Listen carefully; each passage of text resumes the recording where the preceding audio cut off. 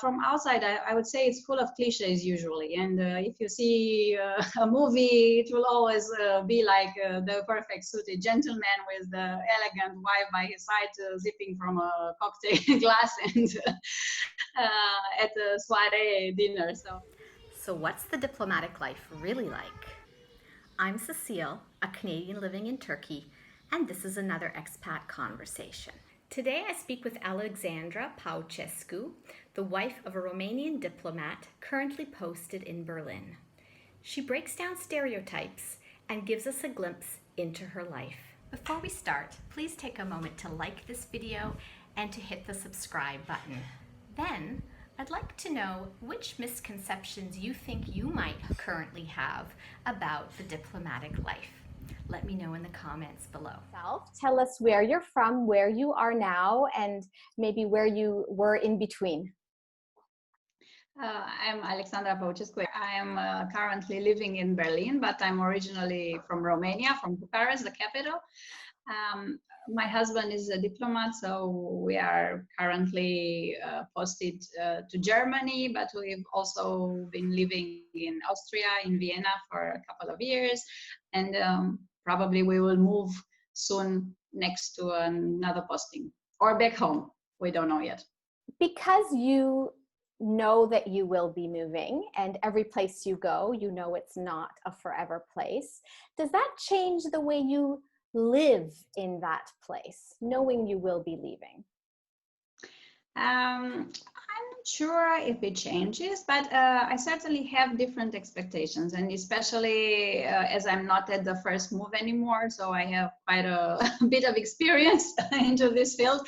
I know, for example, that you make friendships that maybe they will not last while you move from place to place. I know that people from home also change, so you cannot expect to find the same people that you left when you moved first time, and so people change, places change, so you have to be realistic about it. You change, so you yourself change. So but every time I move, I try to keep an open mind and to fully embrace the reality that I live in. So maybe at the beginning I did this mistake, I would call it. I mean, I would constantly compare like places. Okay, there was like this, and here is a different way, and maybe it wasn't always for the better. But now I know better, and I know that every place is unique, and you have to see the advantages of the place you're in, to see the beauty in it, and to try to overlook the downsides. Yeah, it sounds like a very healthy attitude. It sounds like you have mastered the art of diplomatic living. Of course, it's also easier to say than to do it, but I try to to do it and to follow these rules. And I also wrote in the book this small chapter with like guidelines for expats or people moving to another place, and with all these things that I think they can be useful for an easier adjustment, because certainly it's a very stressful thing to move from place to place. I read somewhere that it's like it's rated like the third most stressful situation in life after death and divorce. So from somebody who live a linear life in a certain place, the same place, more or less for the whole life, maybe it seems a little bit overestimated. Yeah, of course, it's not that difficult, but it really is. So you tear apart every time you move from place to place. So moving is it's very stressful, and you have to have a certain mindset to be able to adjust to it and to make the best out of it. And of course, at the beginning, maybe it's a little bit harder, because if you move to a certain country, to another country, you don't know maybe the language, you don't know the place, you don't know anybody, you have no friends, so you have no social circle. So for me, I think it took like 6 months, no matter where we moved, to get a kind of a feeling like this is my home now, or to to get to be a little bit more relaxed in a place. So 6 months at least. And ironically, it took me also 6 months to get reacquainted to my own hometown when we moved back. So it's like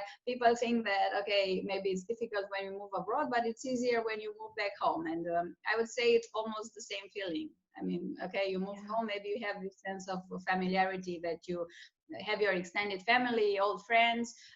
You already know the place, the language, of course.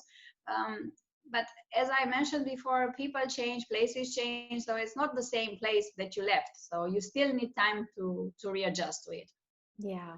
But that's the life that we are living, so we have to try to make the best out of it. Yeah. Well, it sounds like you are. So, assuming that everybody has the need for soul friends, you know, deep friendships that are different from friends and acquaintances, so that core group of people that really touch your soul, how do you meet that need with such a mobile life? This is a very, let's say, tough subject for me, especially when we are living here now in Berlin, because I think German people are not that friendly, maybe at least at the beginning, as other nations maybe are. And certainly not as friendly as we are. I mean, we are Romanians, we are Latin people, so we are more similar to Italians, Spaniards, and we have this sense of, okay, as I am myself, I'm very friendly, I talk very easily to people, I relate very easily to others, but having deep connections, I think it takes longer, especially here, but generally. I mean, to be honest, like my best friends are still the ones from Romania that I made like 20 years ago or maybe 30 years ago, and I keep in touch. So I cannot compare these kind of friendships. Of course, it's only one exception. I have made a very good friend while we were in Austria, and we keep in touch, and we had this connection from the beginning. I mean, I think we are very similar, so we have very similar interests. And she's not a diplomatic spouse, but she's Austrian, but she's a very nice lady, and I think this is the only exception. Otherwise, okay, I made friends, but it's not the same. I mean, certainly I can make the difference. It's a bit like finding a husband or wife, isn't it? It's a bit of luck too. Just you can meet lots of people, but you don't always know when you're really going to connect with that person and form a really deep, meaningful, lasting friendship. Right, and of course, a very strong connection and a very strong friendship you can build over time. So you need time for that. When you move that often as we do, you don't have this advantage of time. And second of all, a lot of people think from the beginning, okay, so you are here for a temporary time, so why should I invest in you or in this relationship that will last only 3-4 years maybe. So this is something, but I try to think, for example, as my kids. My kids make friendships very easily all the time, and in all the places that we've lived so far, and they don't think like this. I mean, they don't think, okay, I make friends now and okay, it's nothing that will last, so I should not bother. They are very open in their heart, and they just when they like somebody, they truly like them, and they truly form these bonds.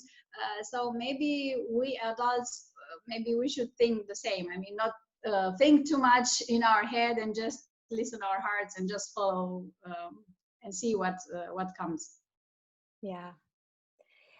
Someone told me once, living in Istanbul, that there were two types of expats: the type who were there to stay because maybe they had married into a Turkish family, and the type who would leave again.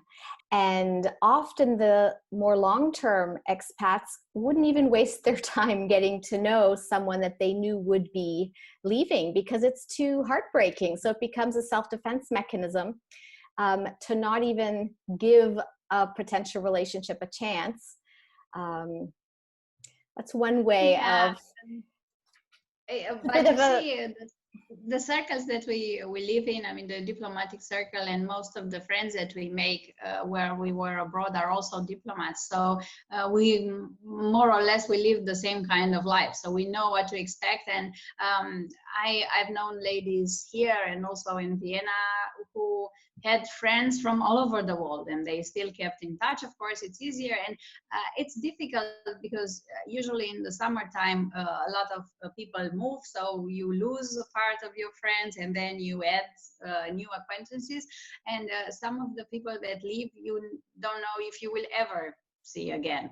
But I think it's a different situation nowadays with all this technology. So, okay, even if you don't meet face to face, you still have the chance to at least see them online. And you have to be optimistic usually. I think this is one of the most important things.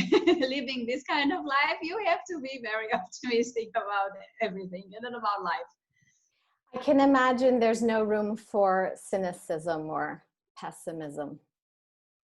Yeah, but as I said before, I mean, it's easier said than done. I mean, I'm very good at advices, and I try to comfort everybody else. But I have my down moments, and I also need comforting. And I am, as I said, moving is very emotional, and especially, like, for example, the last year of each posting is really difficult because you have this uncertainty. You don't know exactly when you move, where you move, so you cannot plan anything.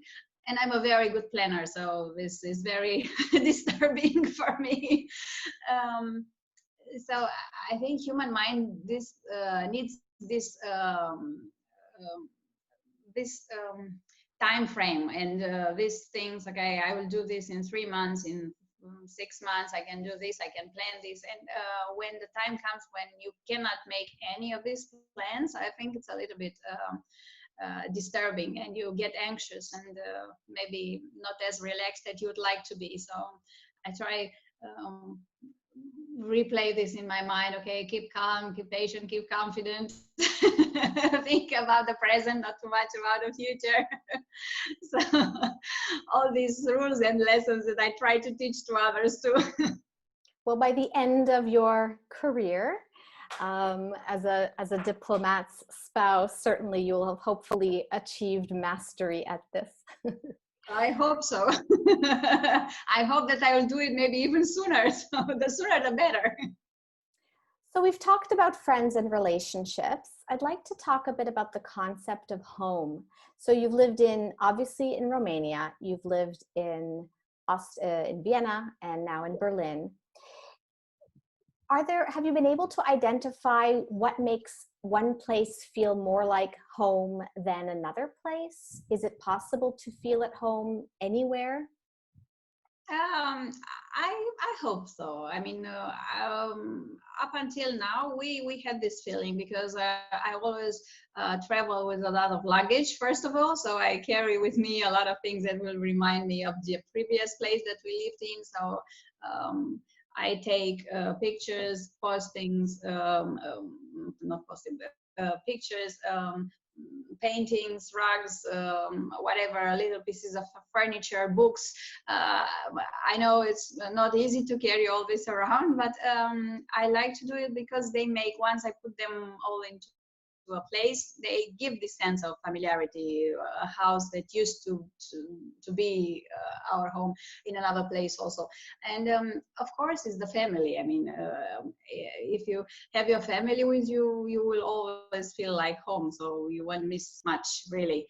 But I think family is the most important. And also, if you can keep in touch with a small circle of friends from back home that you can call from time to time, and even if you see them on Skype or on Zoom or whatever, it gives you the sense, okay, my life is going in the same direction, and it's the same thing that okay, we are in a different city, but we have some things from home that keep us in a safe place. So I think that's it. And also for the kids, it's the same. I mean, maybe for them it's even more difficult. They change the school, they have new friends, they are every once in a while they are like the new kid in in class, which is not very comfortable, especially at a certain age.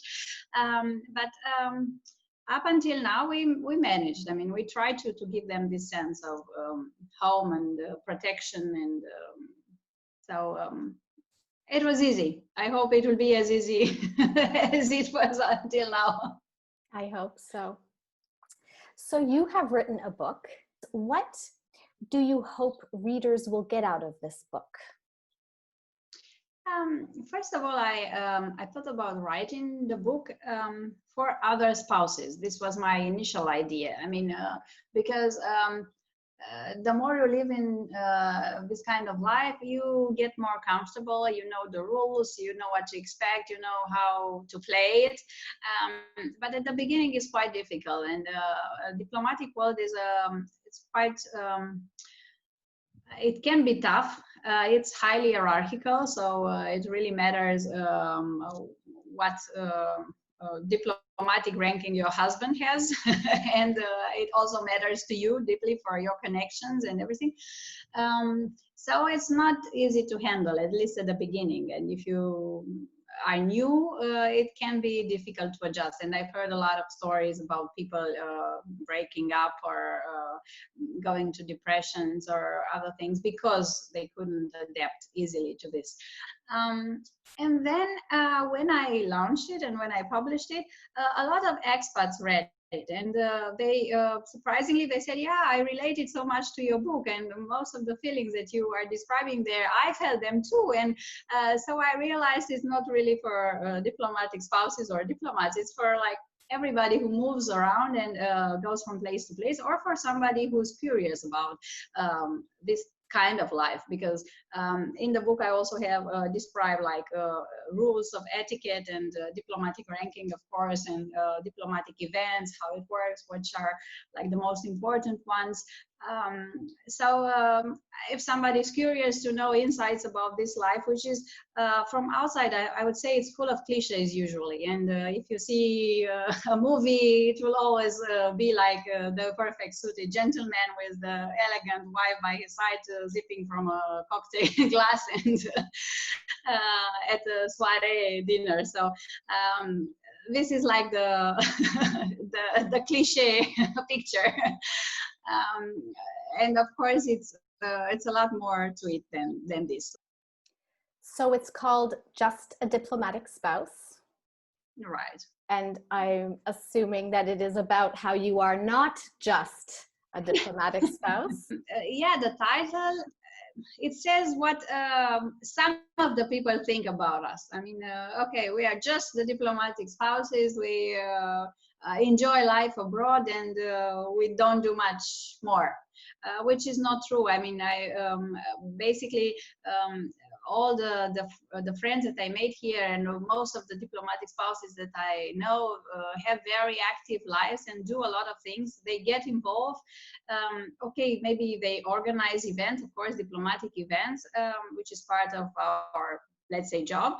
But other than this, I mean, we volunteer for different causes. We maybe have different hobbies that maybe became professions. So it just takes, you need to take some time to see behind the title and the curtain. So to see what's more in a woman than just the diplomatic spouse title. Yeah. Well, it sounds like an important book. So, what surprised you about the life of a diplomatic spouse? It's not so different from an expat life. And after all, it's really just a human experience, isn't it? And if you enjoyed this conversation, please hit the like button. It really helps this video get seen. And don't forget to hit subscribe. That way you'll be sure to not miss any upcoming expat conversations.